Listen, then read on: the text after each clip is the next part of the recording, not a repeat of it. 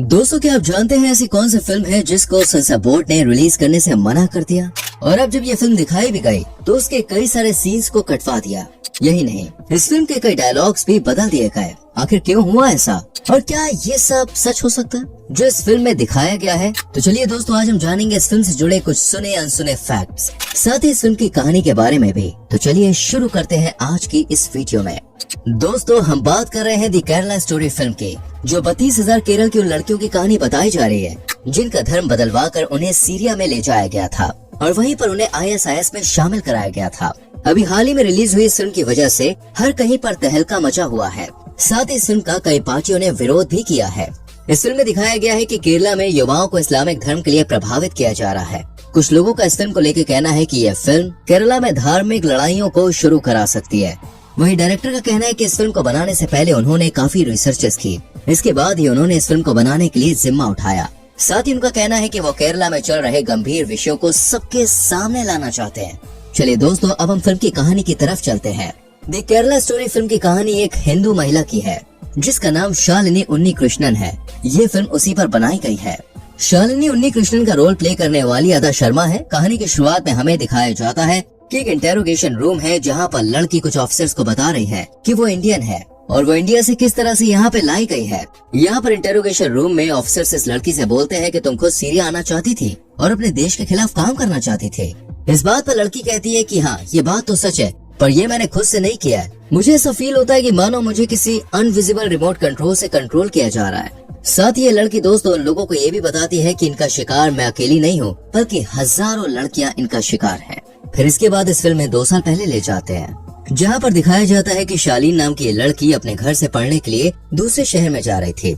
अब जब शालिनी अपने कॉलेज पहुंच जाती है तब वो अपने रूम में जाती है तो वहाँ पे उसकी रूममेट्स उसे मिलती है। यहाँ शालिनी की 3 रूममेट्स दिखाई जाती है। पहली है निमा जो कि क्रिश्चियन है, दूसरी गीतांजलि जो हिंदू है और तीसरी है आसिफा जो मुस्लिम है। इस फिल्म में दोस्तों एक सीन दिखाया जाता है जब ये चारों खाना खाने के बाद कुछ बातें करने में लगी हुई थी। असल में इनकी बात स्वर्ग और नर्क को लेकर चल रही थी। उनकी ये बात हो ही रही थी कि आसिफा इन सबसे बोलती है कि जो इस्लाम धर्म पर विश्वास नहीं करता है उसको नर्क ही मिलेगा और उसे उस भयानक नर्क की आग में जलना पड़ेगा। एक सीन में हमें ये देखने को मिलता है कि आसिफा रमीज, अब्दुल और 2 आदमियों के साथ दूसरे 2 आदमियों से मिलने के लिए आई थी। ये आदमी आसिफा को वीडियो में एक ड्रग दिखा रहे हैं जिसको लेने के बाद भूख, प्यास और नींद सब गायब हो जाती थी।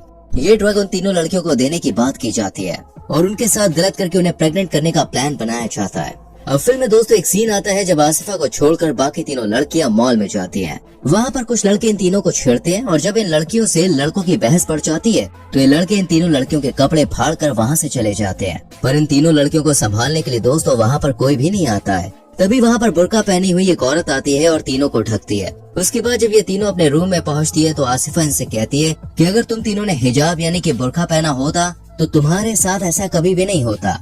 इस फिल्म में एक सीन ये भी दिखाया गया है कि इन चारों की ये बात चल रही होती है कि कौन से भगवान सबसे बड़े हैं। इस पर तीनों अपनी अपनी बातें रखती है, पर यहाँ पर आसिफा भगवान राम और श्री कृष्ण के बारे में और सभी भगवानों को उल्टा सीधा बोलती है। और जब आसिफा की बातों का इन तीनों पर कोई जवाब नहीं होता है तो आसिफा कहती है कि मैं तुम्हें सही रास्ता दिखाती हूँ। यहाँ से आसिफा इन तीनों का माइंड वॉश करना शुरू कर देती है और इसके झांसे में तीनों बड़े ही आराम से आ जाती है। इस दौरान आसिफा को जो ड्रग दिखाया गया था उसको भी इन तीनों को दे दिया जाता है, जिससे ये अपना धर्म बदलने को तैयार हो जाती है। अब इस फिल्म में केरल से हजारों की संख्या में लड़कियों के गायब होने और उन्हें मजबूरन ISIS का आतंकवादी बनने की इस तरह से कहानी बताई गई है। लेकिन इन सब में सच कितना है? क्या सच में एक राज्य से 10 साल में 32,000 लड़कियां लापता हो सकती हैं? और सोचने वाली बात तो ये है कि क्या पूरा देश इस फिल्म से पहले अनजान रहा? अब हर कोई सवाल का जवाब चाहता है कि ये एकमात्र फिल्म है या फिर सच में ऐसा कुछ हुआ था। वैसे देखा जाए तो इस फिल्म को लेकर तरह तरह की बातें की जा रही हैं और कई रिपोर्ट्स भी मौजूद हैं। बहुत से बड़े बड़े मीडिया इंस्टीट्यूट की रिपोर्ट को देखने के बाद आप भले ही लड़कियों की इतनी बड़ी संख्या में गायब होने की बात हजम ना कर पाए, लेकिन इस बात से इनकार भी नहीं कर पाएंगे कि इस फिल्म में जो मुद्दा उठाया गया है वो सच में काफी करीब है। अब इस फिल्म की असल कहानी की बात की जाए तो 2021 में सिटी मीडिया के एक इंटरव्यू में फिल्म के डायरेक्टर सुदीप्तो सेन ने ये कहा था कि केरल में से 32,000 लड़कियों के गायब होने की संख्या इनकी नहीं है, बल्कि स्टेट के पूर्व मुख्यमंत्री ओमन चांडी के साथ बातचीत के दौरान उन्हें यह पता चला था कि केरल में हिंदू और ईसाई लड़कियों का जबरन धर्म बदलवाया जा रहा है। डायरेक्टर सेन के अनुसार ओमन चांडी ने उनसे कहा था कि हर साल में लगभग 2800 से 3200 तक की संख्या में ये लड़कियां इस्लाम धर्म को अपना रही हैं। इसलिए ये संख्या 10 साल में 32,000 के करीब पहुंच गई है। आपको बता दें कि fact check agency Alt News ने इस फिल्म में दिखाए गए धर्म को बदलने वाली लड़कियों की संख्या को फर्जी बताया है। इनके द्वारा बताया गया है कि जब उन्होंने इस फिल्म के बारे में और भी जानकारी लेनी चाहिए तो सेन ने एक मैसेज किया था जिसमें लिखा था कि फिल्म के रिलीज होने के बाद ही मैं अपनी फिल्म का डेटा शेयर करूंगा, उससे पहले मैं आपको फिल्म से रिलेटेड कुछ भी शेयर नहीं करूंगा। हालांकि इन आंकड़ों को गलत बताए जाने के बाद कुछ ऐसी बातें भी हैं जो इस फिल्म की कहानी को सच्ची ठहराती है। जैसे कि उनमें से एक है, जब तालिबान ने अफगानिस्तान पर कब्जा किया था तब उस समय पर एक खबर आई थी कि 4 भारतीय महिलाएं अफगान की जेल में बंद हैं। उसके बाद उन्हीं 4 महिलाओं को लेकर खबर आई थी कि ये 4 महिलाएं अफगानिस्तान में ISIS में शामिल होने के लिए गई थी। मीडिया रिपोर्ट्स के द्वारा बताया गया था कि अफगानिस्तान की जेल में बंद ये 4 महिलाएं खुरासान प्रांत में इस्लामिक स्टेट में शामिल होने के लिए अपने पतियों के साथ वहां गई थी। इसके बाद उनके माता पिता ने कई बार भारत सरकार से उनको वापस बुलाने के लिए रिक्वेस्ट भी की, लेकिन कई कोशिशों के बाद भी उन्हें भारत वापस आने की अनुमति नहीं दी गई। दोस्तों, हमें फिल्म के अनुसार 32,000 लड़कियों की गिनती बताई जा रही थी, लेकिन देखते हैं इसमें कितना प्रतिशत सच है। Vladimir Voronkov, under secretary general of the United Nation of counter terrorism, इनके द्वारा बताया गया कि 110 कंट्रीज में तकरीबन 40,000 फॉरेन टेररिस्ट फाइटर्स सीरिया और इराक में कॉन्फ्लिक्ट को ज्वाइन करने के लिए गए थे।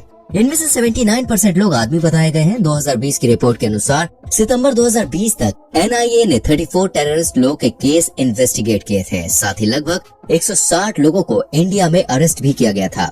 इनके अलावा ऑब्जर्वर रिसर्च फाउंडेशन ने एक पेपर पब्लिश किया था अक्टूबर 2019 में। इन्होंने बताया था कि प्रो IS केसेस इंडिया में करीब 180 से 200 के बीच थे। आपको बता दें कि यहाँ पर जो 200 लोगों का आंकड़ा लगाया जा रहा है वो सिर्फ उनका नहीं है जो ISIS में भर्ती होने के लिए गए थे, बल्कि इनमें से वो भी है जो इंटरनेट पर ISIS का प्रोपेगेंडा फैला रहे थे इंडिया में।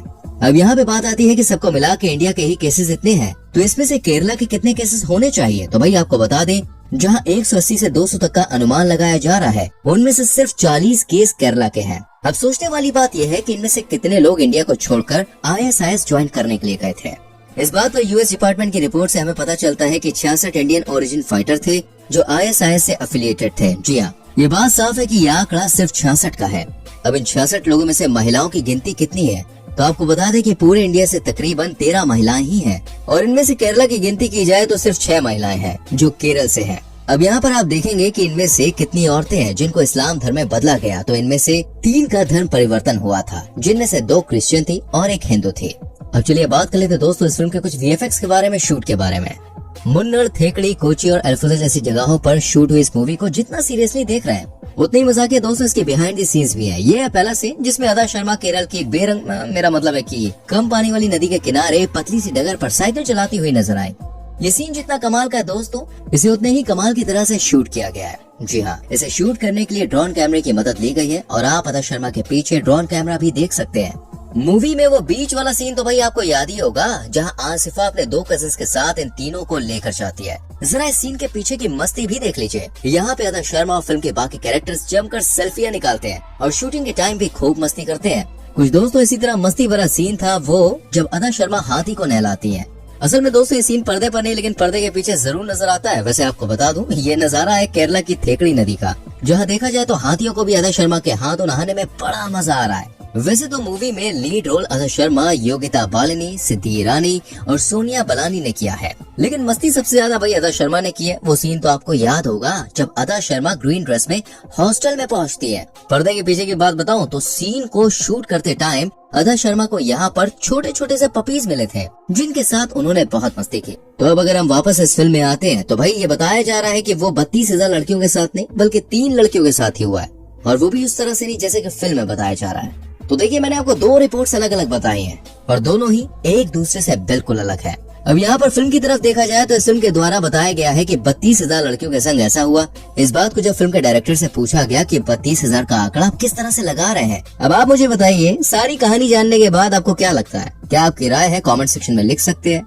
ये पहली बात सच है 32,000 वाली, या दूसरी रिपोर्ट सच है? जो भी आपकी राय हो लिखेगा जरूर। वीडियो को लाइक और शेयर भी करना। आने वाली वीडियोस को देखने के लिए चैनल को सब्सक्राइब करके बेल आइकन प्रेस करें जिससे आने वाली वीडियोस आपसे मिस ना हो। मिलते हैं अगली वीडियो में। Till then bye bye, take care.